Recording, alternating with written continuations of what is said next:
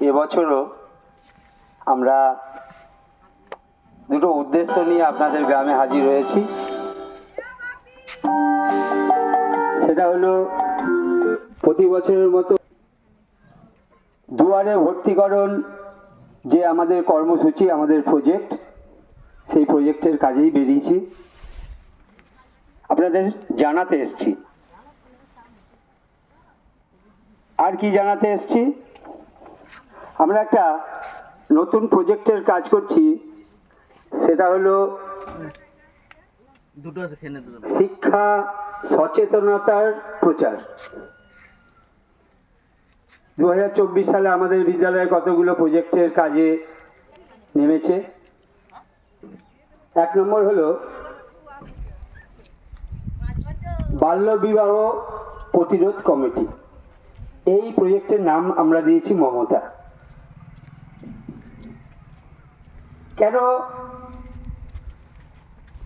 18 বছরের নিচে মেয়েদের বিয়ে দেব না, এটা আমাকে বুঝতে হবে। প্রতিরোধ কমিটির কাজ বিয়ে আটকানো নয়, আপনাদের সচেতন করা। একটা মানুষ, একটি মেয়ে, সে আগামী প্রজন্মকে ধারণ করবে, তাই তার শরীরকে উপযুক্ত হতে হবে। 18 বছর পর্যন্ত তার সময় লাগে। এবং আপনারা জানেন, একটা মানুষের বুদ্ধির বিকাশ ঘটতে, পূর্ণ বিকাশ ঘটতে 25 বছর সময় লাগে। তাহলে একটা মেয়েকে যদি আমরা 12 বছর, 13 বছর, 14 বছর, 15 বছর, 16 বছর, 17 বছরে দিয়ে দিই, সেই মা এবং তার সন্তান ভেবে দেখবেন আমরা সত্যিই তার নিরাপত্তা দিতে পারলাম কিনা। 2 নম্বর হচ্ছে, আমাদের বিদ্যালয়ে সবুজ সাথী ইকো ক্লাব হয়েছে। ইকো ক্লাব কি? পরিবেশ সম্বন্ধে সচেতনতা। আমরা প্রাকৃতিক জীব, প্রকৃতির প্রতিটা জীব অমৃতের সন্তান আমরা। তো সেই সুন্দর প্রকৃতিকে আমরা কিভাবে রক্ষা করতে পারি? আমরা দেখি গ্রামে গঞ্জে বিভিন্ন জায়গায় দেখি। আপনারা ভেবে দেখুন, আমাদের আগামী প্রজন্ম এই কাঁচা রাস্তায় চলাফেরা করেছে। আজকে আমরা এত সুন্দর রাস্তা পেয়েছি। আমার বাড়ির সামনেটা আমরা কি একটু সাজিয়ে রাখতে পারি না? প্রতিদিন কি রাস্তাটা ঝাড় দিতে পারি না?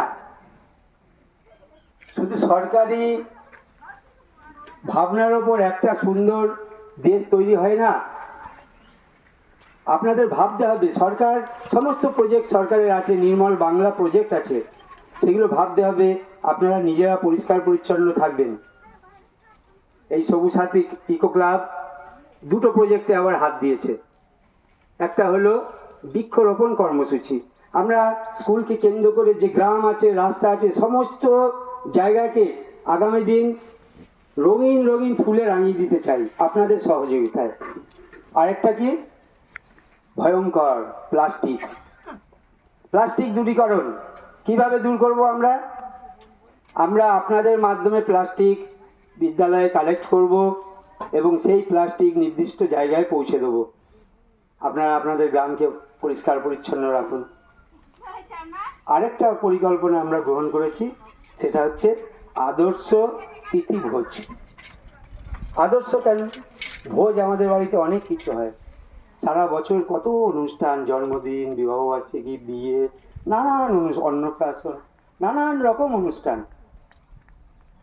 আমরা যদি সেই অনুষ্ঠানের কিছু অংশ এই বাচ্চাদের সঙ্গে একটু ভাগ করে নিতে পারি। আমাদের বিদ্যালয়ে অনেকে এই বাচ্চাদের একটু আনন্দ দেওয়ার জন্য, ভালো খাওয়ার জন্য ওই আদর্শ তিথি ভোজ।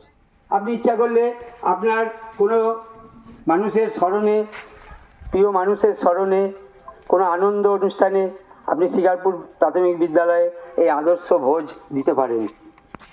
এই পরিকল্পনাগুলো আমরা নিয়েছি। আমাদের বিদ্যালয়ে জানতে গেলে আমাদের 6টা হোয়াটসঅ্যাপ গ্রুপ আছে, আমাদের ফেসবুক প্রোফাইল আছে রতন কুমার সাহা, সার্চ করবেন, আমরা আপনাদের কাগজ দিয়ে যাচ্ছি কিছু। আর ইউটিউব চ্যানেল আছে, আমি রতন কুমার সাহা, হেড টিচার।